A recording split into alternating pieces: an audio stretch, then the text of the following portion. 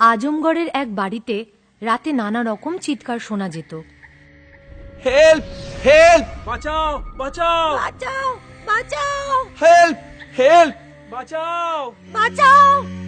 এরকম কেন হতো আসুন জেনে নিই। রামানুজ ও তার পরিবার মাদ্রাজের একটা ছোট্ট গ্রামে থাকতো। মা, আমাদের আজমগড় যেতেই হবে, আমার ট্রান্সফার হয়ে গেছে। তুই ও তোর বউ যা, আমি আর সরা এখানেই থাকবো, আমরা যাব না। কিন্তু মা, তোমায় ছাড়া আর আমার সোনামাকে ছাড়া আমি কি করে থাকবো? তা আমি জানি না, আমি এখানে জন্মেছি আর এখানেই মরব। তাছাড়া আমি নর্থ ইন্ডিয়া যাব না।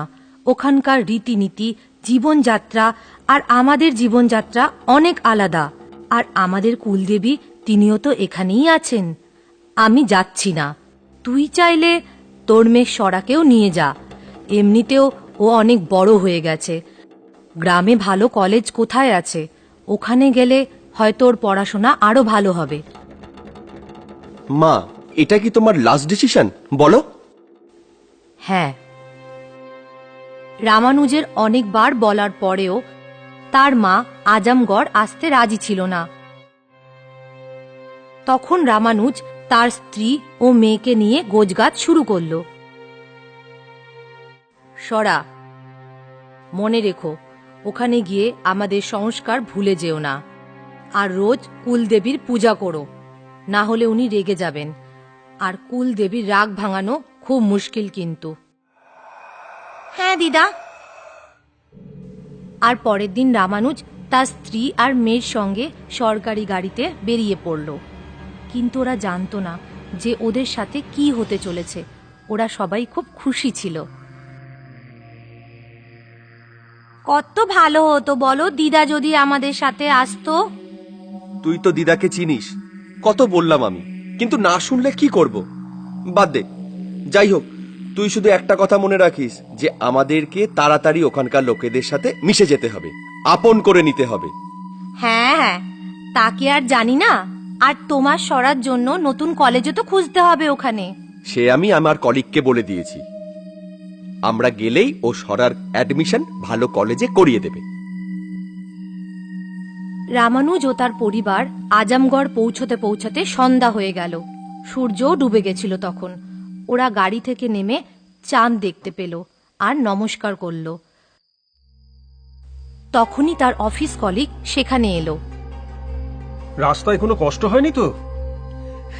না না, ব্যাস একটু টায়ার্ড লাগছে। এখন আপনারা গাড়ি থেকে নেমে কাকে নমস্কার করলেন? আচ্ছা, ওটা আসলে আমাদের কালচারে চাঁদকেও নমস্কার করা হয়, যেমন সকালে সূর্য দেবতাকে নমস্কার করা হয়। আচ্ছা আচ্ছা, কিন্তু অড না এটা একটু, চাঁদকে নমস্কার করা? আমাদের ওখানে তো সবাই করে, সেই জন্য আমাদের কাছে তো এটা কমন। আচ্ছা বিবেক, কাল সকালে কোনো পুরোহিতকে নিয়ে এসো। সবার আগে ঘরে কুলদেবীর মূর্তি স্থাপনা করতে হবে। হ্যাঁ হ্যাঁ, সে আমি পুরোহিতকে বলে রেখেছি। উনি সকাল 6টায় চলে আসবেন। ততক্ষণে আপনারা একটু রেস্ট নিন, আমি খাবারও টেবিলে রেখে এসেছি। Thank you Bibek, so kind of you. Bibek সেখান থেকে চলে গেল। রামানুজ ও তার পরিবার বাড়ির ভেতরে গেল। এতটা জার্নি করে ওদের খুব খিদে পেয়ে গেছিল। ওরা তাড়াতাড়ি ফ্রেশ হয়ে সোজা খেতে বসলো। মা, ধোসা নেই? সরা, এটা নর্থ ইন্ডিয়া, এখানে ডিনারে ধোসা খায় না। কিন্তু আমরা তো ধোসাই খাই। তুমি এখন এই পরোটা সবজি খেয়ে নাও, কাল আমি তোমায় ধোসা বানিয়ে খাওয়াবো। সরাকে অনিচ্ছা সত্ত্বেও পরোটা আর সবজি খেতে হলো। এরপর ওরা নিজেদের ঘরে গিয়ে শুয়ে পড়ল। পরের দিন সকালে পুরোহিত এলেন কুলদেবীর মূর্তি স্থাপন করতে। বলছিলাম, আপনাদের কুলদেবীর মূর্তি স্থাপন করতে হবে তো? হ্যাঁ হ্যাঁ, আপনি ভেতরে আসুন। পুরোহিত ঠাকুর ঘরের মন্ত্র জপ করতে শুরু করলেন। কুলদেবীর মূর্তি আনুন, আর একটা পাত্রে দুধও আনুন। রামানুজের স্ত্রী দুধের পাত্র নিয়ে এলো আর রামানুজ একটা লাল কাপড়ে মোড়া কুলদেবীর মূর্তি নিয়ে এলো। রামানুজ মূর্তিটা পুরোহিতকে দিল। পুরোহিত মূর্তির অভিষেক দুধ ঢেলে করল। এরকম মূর্তি আমি প্রথমবার দেখলাম। কোন দেবীর প্রতিমা এটা? এটা রুদ্র ভৈরবীর মূর্তি। রুদ্র ভৈরবীর মূর্তি তো বেশিরভাগ তান্ত্রিক আর অঘরীরাই পুজো করে। না না ঠাকুর মশাই, আমাদের গ্রামে সবাই তো রুদ্র ভৈরবীর মূর্তিকেই পুজো করে। ঠিক আছে, আমি মূর্তি স্থাপন করে দিচ্ছি। ঠাকুর মশাই মন্ত্র পড়ে মূর্তি স্থাপন করে দিলেন। তারপর নিজের দক্ষিণা নিয়ে ওখান থেকে চলে গেলেন। যখন মন্দিরে রামানুজের প্রতিবেশী এলো, তখন ঠাকুর মশাই তাদেরকে বললেন, সাবধানে থেকো, তোমাদের পাশের বাড়ির লোক মনে হয় তান্ত্রিক। হ্যাঁ, দেখে তো খুব সরল সাদাসিধে মনে হলো। এরা আবার তান্ত্রিক নাকি গো? আমি তো জানি না বাপু, ওই ঠাকুর মশাই তো বললো। ওই ওই ওই দেখো, ওই দেখো, ওরা ছাদে দাঁড়িয়ে চাঁদকে আবার নমস্কার করছে।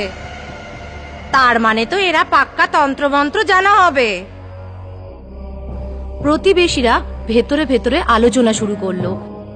এরপর একদিন প্রতিবেশীরা একটা সভা ডাকলো। আমাদের এমন তন্ত্রবিদ্যা জানা লোককে আমাদের গ্রামে থাকতে দেওয়া উচিত নয়। আমারও তো খুব ভয় করছে। আমি তো আগেই শুনেছি এইসব তন্ত্রমন্ত্রের লোকেরা বাচ্চাদেরও আবার বলি দেয়। আমার তো ভেবেই বুক কেঁপে উঠছে। আমাদের উচিত এই গ্রাম থেকে ওদের বের করে দেওয়া। হ্যাঁ হ্যাঁ হ্যাঁ, আমাদের সবার উচিত, আমাদের সবার উচিত। এদেরকে বের করে দেওয়া উচিত এদের। হ্যাঁ হ্যাঁ, এদেরকে থাকতে দেওয়া যাবে না। চলুন চলুন। এদের থাকতে দেওয়া যাবে না, চলুন চলুন। প্রতিবেশীরা সবাই দল বেঁধে রামানুজের বাড়ি পৌঁছে গেল। তখন রামানুজ ও তার পরিবার সন্ধ্যা আরতি করছিল। কি হয়েছে? কোনো প্রবলেম? প্রবলেম হলে তোমরা তন্ত্রমন্ত্র করো। আমরা তোমাদের মতো লোকেদের আমাদের গ্রামে থাকতে দিতে পারবো না। তোমাদের এই গ্রাম ছাড়তেই হবে। না না, আপনাদের কোথাও ভুল হচ্ছে। আমরা এসব কিছুই করি না। তাহলে এই মূর্তি এখানে কি করছে? এটা আমাদের কুলদেবী রুদ্র ভৈরবীর মূর্তি। ইনি তো প্রেতদের দেবী, তাই না? হ্যাঁ, কিন্তু ইনি আমাদের কুলদেবী। প্রতিবেশীরা সবাই রামানুজের পরিবারের দিকে এগিয়ে গেল। এই সময় ভুলবশত রামানুজের স্ত্রীর শাড়িতে প্রদীপের আগুন লেগে গেল। বাঁচাও, বাঁচাও, আমাকে বাঁচাও!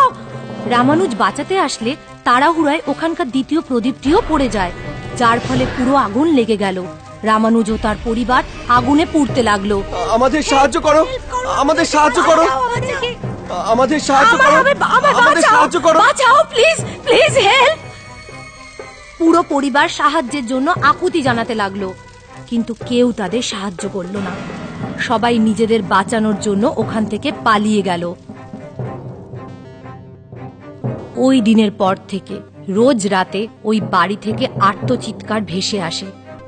আমাদের সাহায্য করো, আমাদের সাহায্য করো, আমাদের সাহায্য করো, আমাদের সাহায্য করো, বাঁচাও, প্লিজ প্লিজ হেল্প! রাত্রিবেলা প্রতিবেশীরা কেউ সাহস করে বাড়ির আশেপাশে